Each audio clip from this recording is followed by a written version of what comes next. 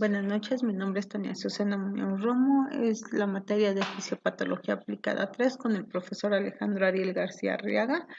Esta es mi evidencia de aprendizaje y se llama enfermedades hematológicas y estados catabólicos.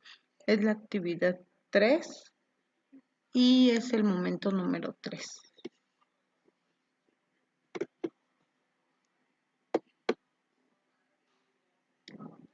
En esta ocasión vamos a hablar de la lesión térmica y la nutrición. Abordaje nutricional. ¿Cómo se define una quemadura? Se define como una quemadura las lesiones producidas por alteraciones de origen térmico, calor o frío, sea cual sea el agente etiopatogénico y la presentación de dichas lesiones. Menciona 4 tipos de quemaduras y das el ejemplo del agente que los produce.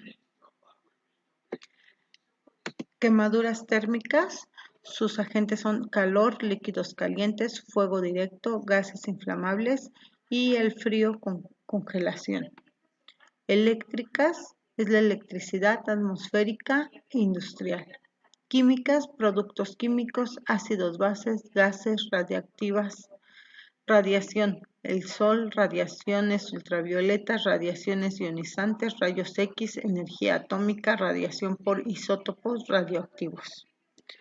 ¿Cuál es el criterio de la gravedad de un paciente quemado según el porcentaje de superficie corporal quemada?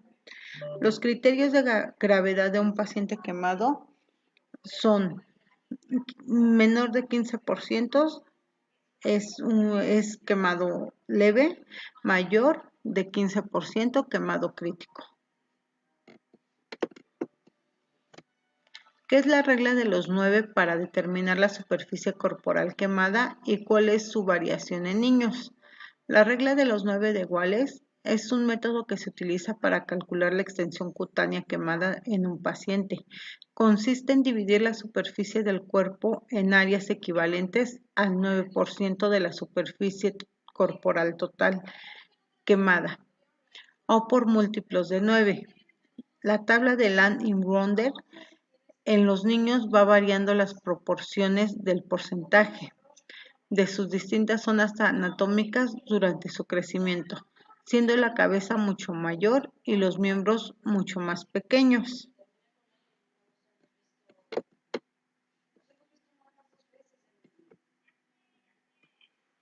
¿Cuáles son las consecuencias de la intensa respuesta hipermetabólica e hipercatabólica en la agresión térmica? Generan intensa respuesta hipermetabólica e hipercatabólica el desarrollo de malnutrición aguda, sarcopenia secundaria, debilidad muscular adquirida, favorece las infecciones, disfunción orgánica múltiple, sepsis o la muerte. ¿Cuál es el déficit energético y proteico estimado en el paciente quemado?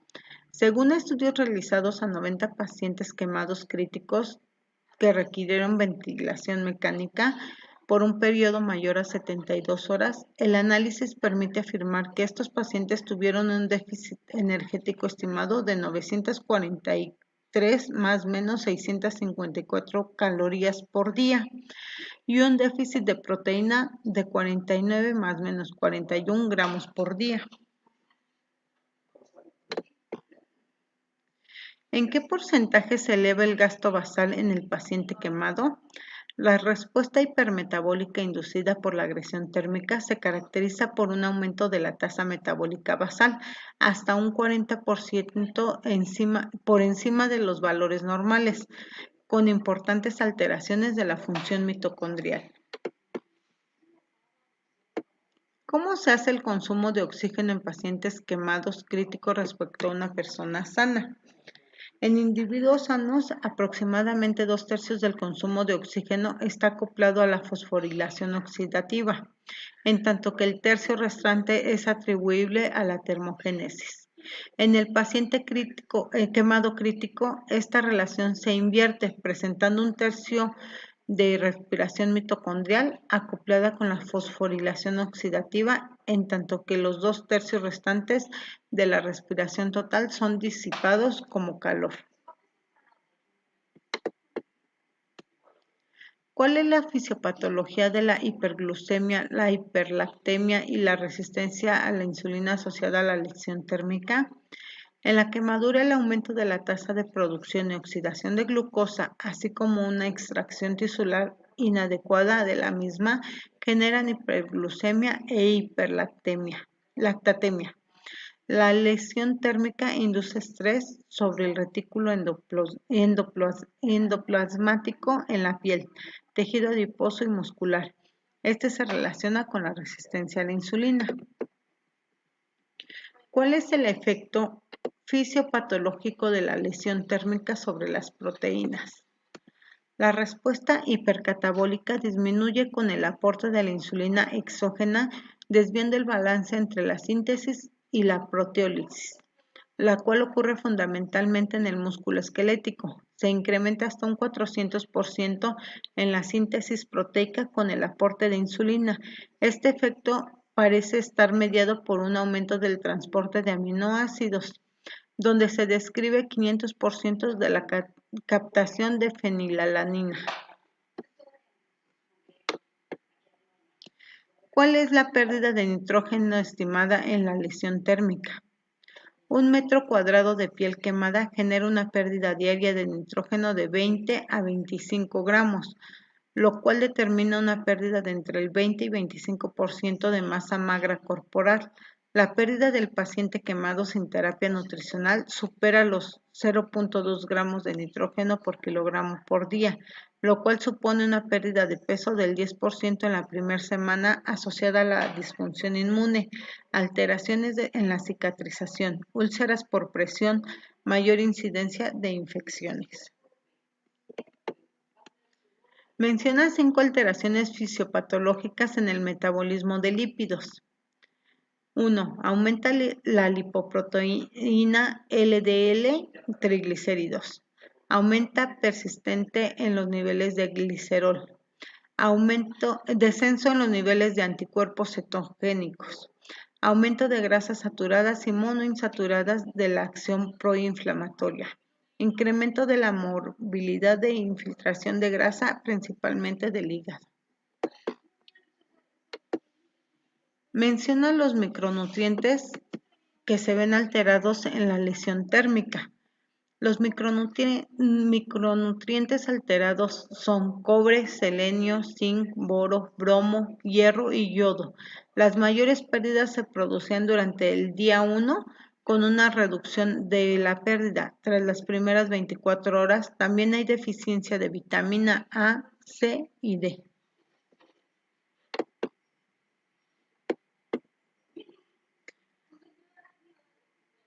¿Cuál es la vía de administración nutricional recomendada para el paciente con lesión térmica?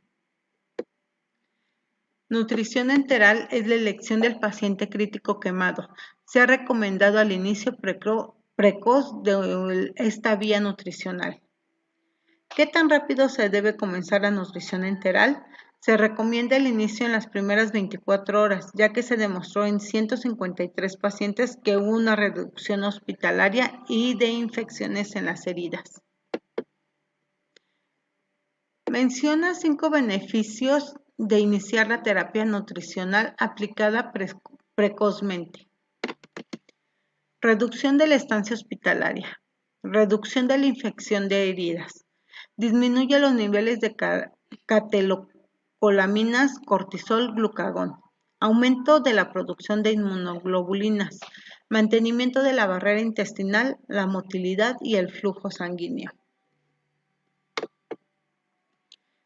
¿Cuáles pueden ser las contraindicaciones en la nutrición enteral y por qué se hace en tales casos?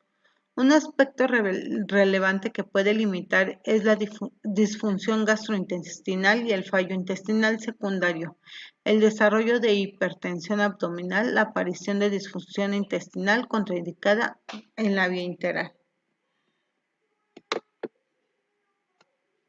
¿Cuál es la ecuación adecuada para el cálculo energético del paciente adulto con lesión térmica y cuál en niños?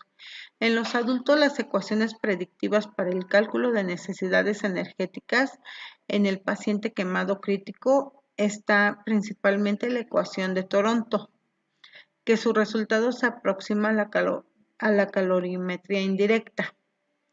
También podemos encontrar la ecuación de Karls y la ecuación de Harris-Benedict. El resultado en Harris-Benedict el resultado debe multiplicarse por el factor de estrés, que puede ser de 1.2 a 2. En niños, las fórmulas que se utilizan es la de Schofield y esta va por edades dependiendo de la edad del niño.